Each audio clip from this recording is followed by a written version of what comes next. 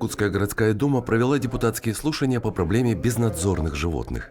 После трагической гибели женщины от агрессивных собак в Якутске и не только, трагические случаи участились по всей России. Мы все потрясены страшной трагедией, которая случилась у нас в конце декабря прошлого года, когда стая собак напала, атаковала женщину, которая шла по своим делам. Ну и, конечно же, мы должны были проявить свою реакцию. Мы еще раз хотим принести свои соболезнования родным и близким. И, конечно же, мы впредь не должны допускать таких случаев. Почему? Потому что укусы они продолжаются с довольно-таки с частой периодичностью. Как вы знаете, на 202-м микрорайоне города Якутска, это буквально центр города, тоже собака напала на девочку, школьницу, можно сказать, случайно ее прохожая женщина отбила. Поэтому, конечно же, мы должны искоренить эту проблему на территории нашего города и впредь не допускать вот таких случаев.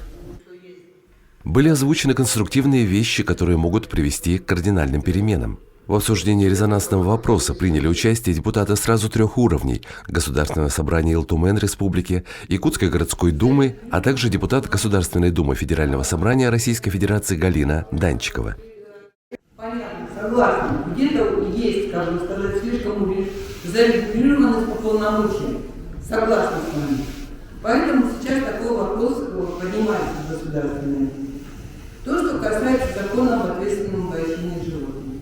Скажите, пожалуйста, готовы, мы говорим, если давайте просто по телевизору передаем, да, мы должны будем с вами тогда за счет собственной сессии держать все приемы. Мы сейчас, с Сергеем Николаевичем говорим, подали поправку, коллеги, у нас особые условия, нам нужно софинансирование для того, чтобы заниматься пунктами передержки и приютами. Это как один из вопросов. По итогам депутатских слушаний был выработан свод рекомендаций по улучшению ситуации с безнадзорными собаками. Собачий вопрос надо сделать из общей мировой практики 3 вещи, которые они всегда как догма в любом государстве, в любом обществе делаются, и численность безнадзорных животных стремится вниз. Первая вещь, конечно, которую мы сегодня обсуждали, это обязательная регистрация домашних животных и ответственность граждан за выгул или несоблюдение правил содержания домашних животных. Вторая вещь, которую сегодня уже о ней говорили, это все-таки кормовая база. Не будь кормовой базы сейчас в городе Якутске, то собак будет гораздо меньше. Потому что если смотреть сейчас по отловленным собакам, которые сейчас отлавливаются, они все среднего роста. То есть не выживает собака большого крупного размера, то есть она погибает, потому что не хватает пищи. Не выживает собака маленького роста, а именно выживает собака среднего роста, которая может запрыгнуть в контейнер с мусорными отходами. То есть надо в городе все-таки произвести перевод на евроконтейнер. То есть все города в России и за рубежом, которые перешли на евроконтейнер с закрытой крышкой, уменьшили поголовье животных порядка, наверное, 60-70%. То есть если нет корма, собаки сами по себе уходят. Да? И соответственно, отлавливать собак, если нам федеральный закон даст умерщвлять гуманным способом, это будет хорошо. Но если нет, то содержать этот приют, это частный приют. Будем, как говорил, смотреть и работать. Спасибо. Участники заседания предложили внести изменения в федеральный закон, внести в федеральную законодательную норму об обязательной регистрации всех домашних животных для последующего электронного учета и оперативного определения собственника. Во-вторых, внести в закон норму о вынужденной медикаментозной эвтаназии агрессивных собак и безнадзорных животных, которые не забрали хозяева из приюта. В-третьих, исключить требования о необходимости возврата животных без владельца в прежнюю среду обитания. Также было предложено внести следующие изменения. Утверждение правил предоставления субсидий из федерального бюджета бюджетом субъектов Российской Федерации в целях софинансирования расходных обязательств субъектов Российской Федерации, возникающих при реализации полномочий, установленных статьей 7 настоящего федерального закона. Предоставление субсидий из средств федерального бюджета может решить вопрос строительства, обеспечения и содержания приюта для животных без владельцев в городе Якутске. Кроме того, участники заседания предложили разработать методологию и закрепить на законодательном уровне определение степени наличия или отсутствия немотивированной агрессии у домашних животных без владельцев. За ненадлежащее содержание и уход за домашними животными выдвинуто предложение включить в КоАП Российской Федерации и КоАП Республики Саха статьи с определением меры ответственности собственников. Рекомендации направлены в окружную администрацию города Якутска, Госсобрание Илтумен Республики, председателю Государственной Думы Федерального собрания Российской Федерации Вячеславу Володину.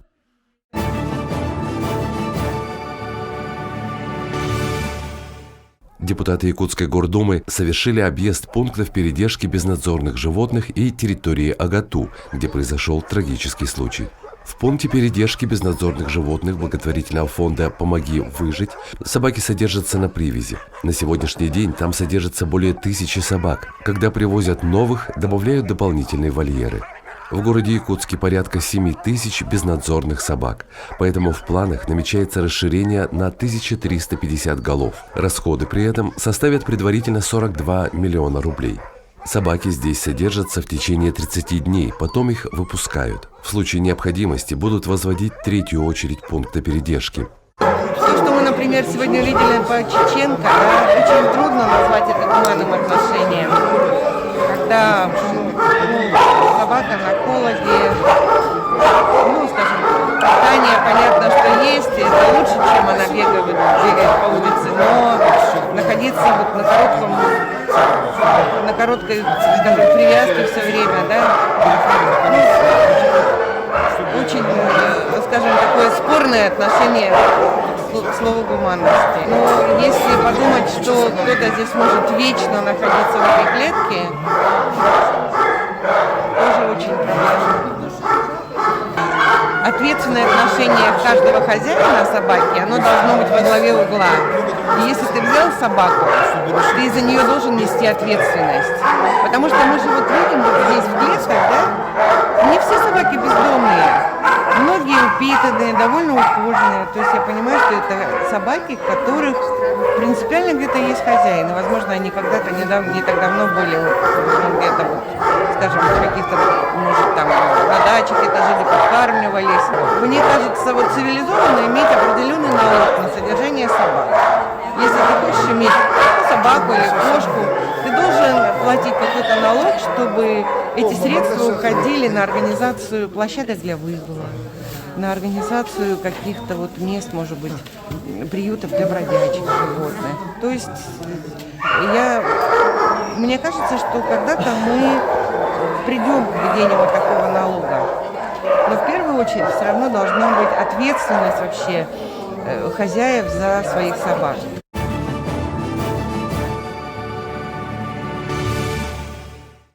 В ходе объезда депутаты посетили ипподром. Руководство Агату полностью убрало сено, где собирались собаки. Чтобы избежать повторения трагического случая, председатель Якутской городской думы порекомендовал закрыть доступ на территорию ипподрома, так как во время объезда собаки по ипподрому бегали. Вот сегодня, вот сейчас даже депутаты увидели свору собак. О чем говорить-то? Поэтому мы и предлагаем от греха подальше надо закрыть. Значит, если не воротами, пока по времени с ними до весны, значит, мы понимаем, что пожарная безопасность должна соблюдаться, да? Но надо закрыть, чтобы люди не ходили, потому что тропинки-то свежие, видно, что люди ходят. Поэтому, не дай бог, опять повторение ситуации, мы просто, грубо говоря, не переживем это. Поэтому, конечно же, нам необходимо, как депутатам, овладеть ситуацией и, соответственно, выезжать на место, разбираться, смотреть, что и как.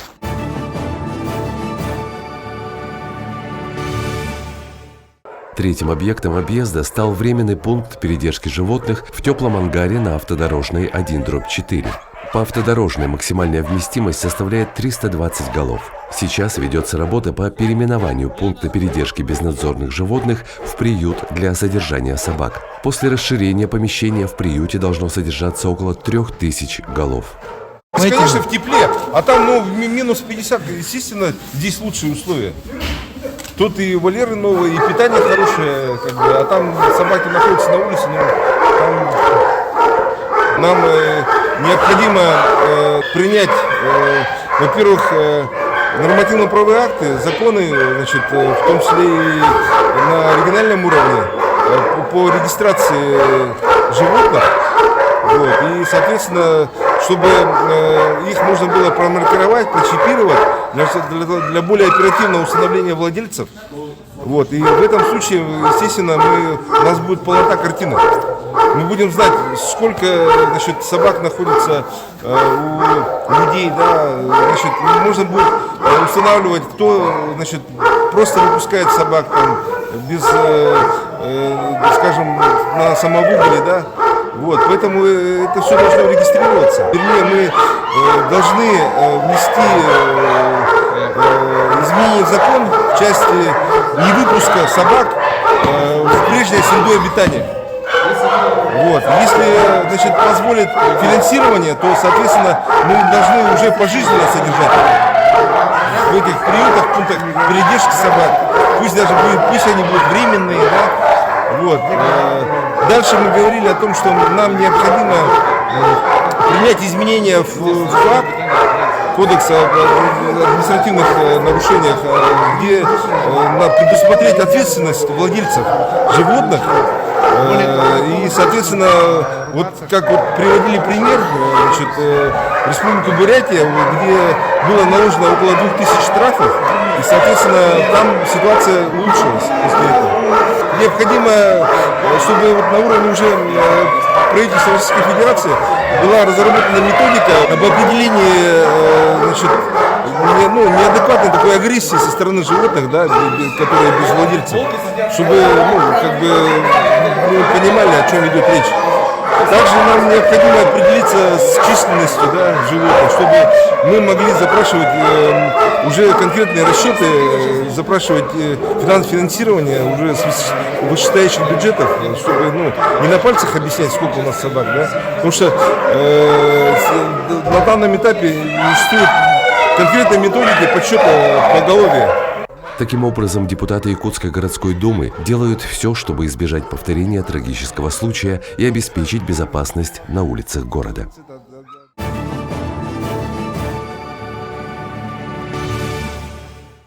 Видеоматериалы СМИ телепрограммы «Точка взаимодействия» вы можете увидеть на YouTube-канале Округ ТВ, а на своем телефоне или на компьютере набираете Округ.ТВ, смотришь и комментируешь. Интернет-ресурс Округ ТВ. Да.